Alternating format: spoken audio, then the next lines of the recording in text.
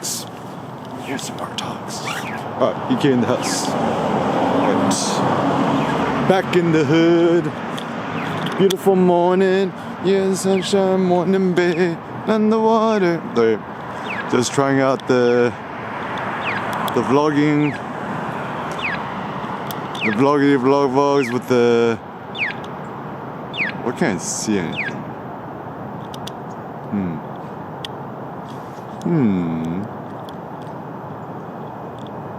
There it goes.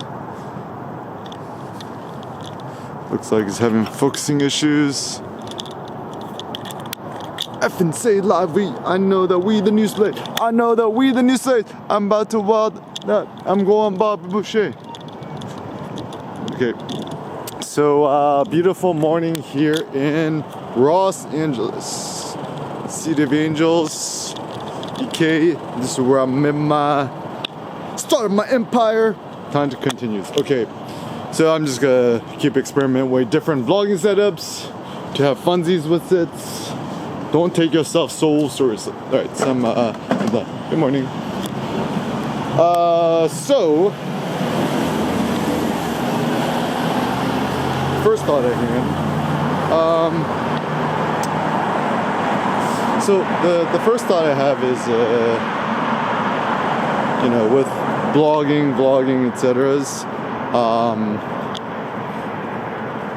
Like I'm experimenting with different setups using today I'm trying to use the G9. I mean, like, I think the big issue I found is just with everything, it's like reliability is maybe the most critical thing. Like, I love my Ricoh GR, GR3, GR3X, but they've all broken within like a year or two of insane. I put at least 1 million actuations on each camera. The original GR2, then the GR3, then the 3X. So like, I mean, it's still the best camera, my opinion, but I'm just like, I can't be after just having to keep buying them. The good thing with the G9, the in-camera JPEG settings work good. I mean, this thing is like built like an effing tank.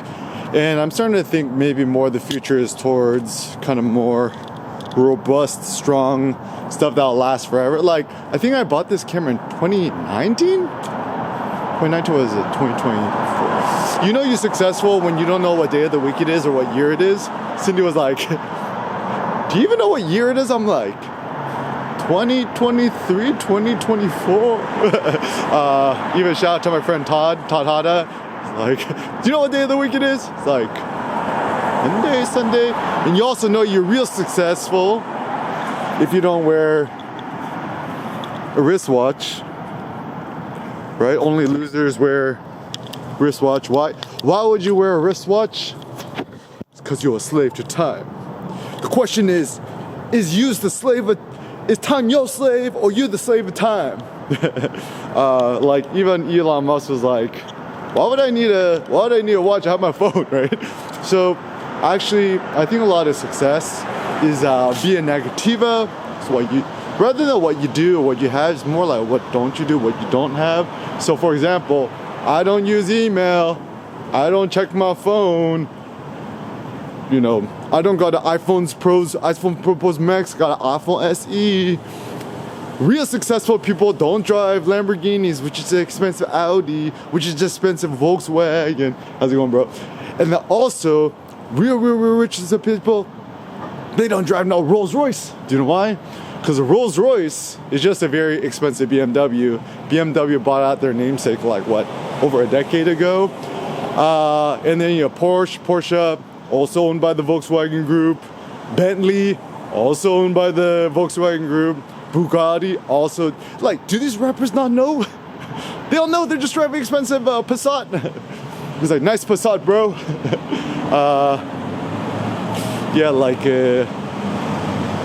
My thought on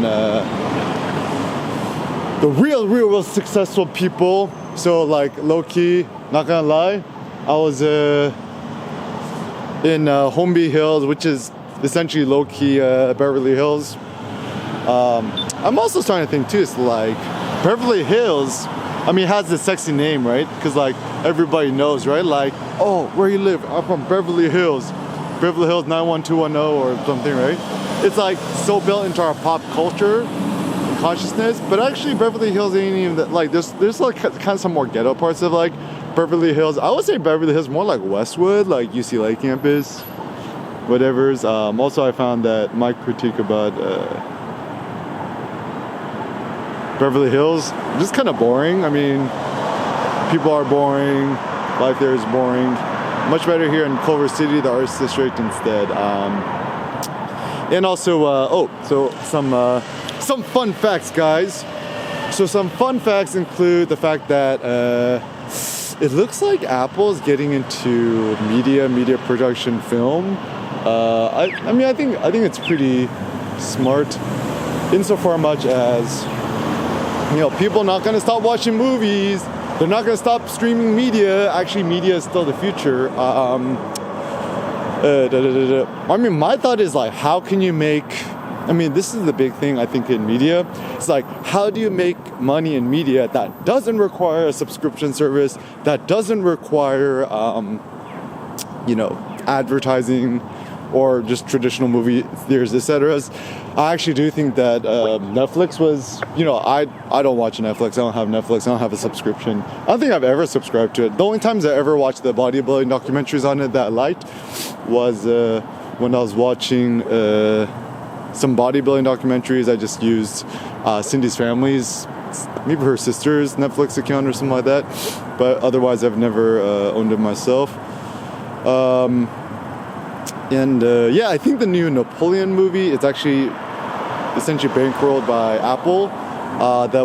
Killers of the Flower Moon, the Leonardo DiCaprio film, also I think bankrolled by Apple. One thing that I also recommend is whenever you see a movie poster, right, or even books or anything, right, always look at the fine print. Read the stuff on the bottom. Never read the stuff on top. Always read the fine print at the bottom, because that's where you find the real interesting information. Same thing with like corporate websites. Always look at the footer. Always look at the random stuff. So for example,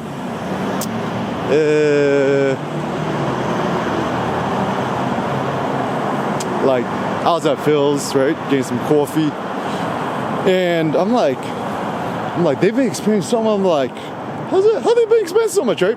And then like, you know, I log into the free Wi-Fi's, right? The powered by Meraki or whatever. And then it's like our corporate leadership. I'm like, what? I click it. And there's like all these like random people like used to work at Keurig, used to work at like, you know, Procter and Gamble or whatever. I'm like, Phil's done sold out. They're all corporate now. That's why, you know, it's bad when you start seeing like something coffee as sold as like K-cups at like Safeway. It's not good. Yeah, even apparently Blue Bottle, you know, bought up by Nestle, also makes the Nescafe. Don't buy the Blue Bottle. Oh yeah, also Nespresso. Yeah, ain't cool no more, guys. It's like, you just like, it's like, I think you could buy Blue Bottle beans on Amazon now. I think Cindy told me, she's like, yep, they've gone down the holes. Yeah, so I think what I love about Culver City, yeah, look at all this cool stuff. Like you got the train there. Oh yeah, Son loves it. Got this nice little Zen garden thingy. It's got like, it's called the Platform Park. It's what, like desert chic, I guess. It's kind of like it's trying to become like a low-key Joshua Tree. I think it's smart because essentially what you're trying to do is you're taking the natural desert climate of Los Angeles, which is desert, and then you're kind of like leaning into it. It's like, we've got water free. We don't use water. We just use desert plant. I'm like, that's a smart idea. Yeah, so that's some thoughts. Okay, so some fun things today. Just kind of thinking, good morning. Just thinking about the mornings. So Bitcoin Babe is not live. I'm having, okay, you know you onto something good if when you're doing something, you just kind of laugh out loud to yourself, just by yourself. Like, also I decided, like, design me a Spartan Stoic, and then you had to keep nudging it, right? Like, more muscular. I did it like 20 times, right? And it's at this point where it's just like insanely ridiculous. Ooh, this platform snow day. Ginormous snow hill for sledding. Oh wow, this place is lit. Okay, So essentially, I'm just like, my biggest skills, I'm a master marketer. Bitcoin babe, doesn't it roll off the tongue? And also I think the reason why Bitcoin still is the gonna live forever is always invest in the top thing, the best thing. It's not gonna be Ethereum because I call it the mom test, right? Can your mom pronounce Ethereum? Even like Cindy's mom knows what Bitcoin is. We're like, Bitcoin, right? And then he's like, what's Bitcoin? She's like, oh, I know that. That's the fake money. He's like, yeah, fake money. I like that. Oh, also some fun things. Get ChatGPT Pros Max. It's only $20 a month, guys. That's less than 80 cents a day for the whole entirety of human knowledge embodied in this thing. This is like insane, right? Like, I think, maybe I'm the only one who thinks this. Like, am I the only one who thinks that ChatGPT is the most underhyped thing of all times? Oh, yo, so ChatGPT, OpenAI's teams, you want to collab with photographers, visual artists, shoot me an email, eric@erickim.com. Lots of good ideas. Okay, so the generalized thoughts I have is it's gonna be like, it's gonna be the ultimate tool for creative thinkers, visual artists, etc. And the reason why it's so innovative is because AI is essentially, it's just you. Like, people are like, oh, AI's gonna take my job. I'm like, is Google search gonna take your job? No. So, I mean, the best way I would describe AI or ChatGPT, like, I don't even think we should call it AI. We should just call it ChatGPT because that's, essentially, it's like the new Kleenex of AI. It's like, we don't call it energy drinks, you call it Red Bull, right? You don't call it soda, you call it Coca-Cola. You don't really call it crypto, you call it Bitcoin, right?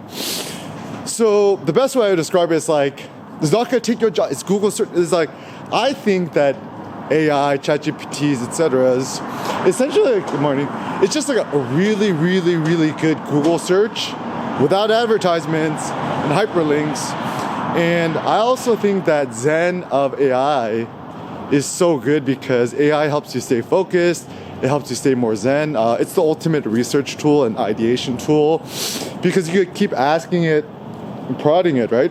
And then it'll do the dirty work for you. It'll use Bing or whatever to search the web and then scrape the information rather than you clicking on the links yourself and getting distracted. The biggest problem that we face with Google's is like the ultimate distraction. It's the ultimate distraction tool. It's like, what is people trying to do with Google's? Google is an advertising company, guys. It's like, what we're gonna try to do, we're gonna keep trying to highlight more sensationalist news and topics and then have people click on them more advertise. Like, yeah, Google's down the drain. Like, have you ever tried to Google a recipe like Instant Pot beef tendon recipe? Oh, pro tip. Cindy just went to the local Mexican market and just bought a bunch of meat. All right, this is the future. Beef intestine, the tripe, the innards, as well as beef tendon, it's so amazing. And also beef cheek. We Instant Pot yesterday, Cindy put some spice. It's like literally the most delicious thing I've eaten of all time. I love it.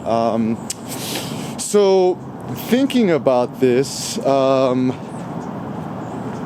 things you can do with Bitcoin Babe, just Google it, Erikim Bitcoin Babe, ChatGPT bot. Essentially the idea is you just kind of fucks with it and have fun. Like some ideas include explain Bitcoin to me or explain crypto to me like I'm 1 year old or only in emojis. I mean, Kanye is like probably the ultimate creative thinker of all time. He's just like, I don't want to text no more. I just want to send messages and emojis. And it's actually true too, because like even San Seneca, my son, the new goat, who's only 2 years, 9 months.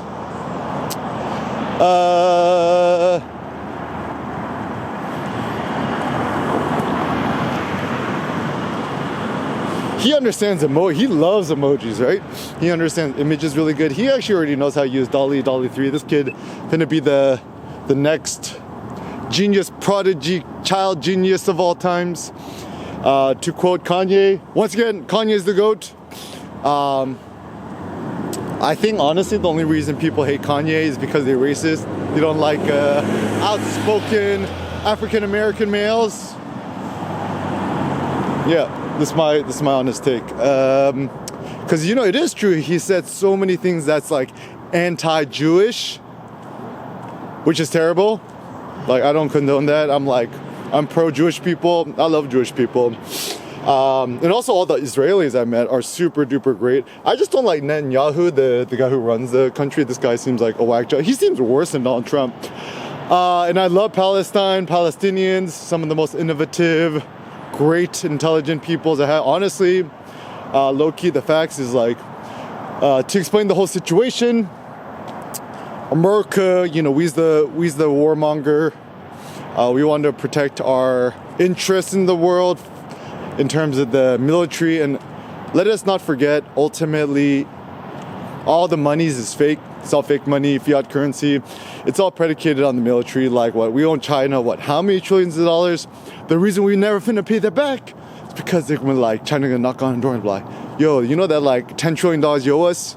Can you pay it back? We're gonna be like, no, I don't feel like it. What you gonna do about it? Whoever's got the biggest stick dictates the rules. That's why it's still good to be America. Some other foolish things I think about America. Everyone's so focused on race. Don't we know we all the human race? Right? As long as we all procreate together, we all the same thing.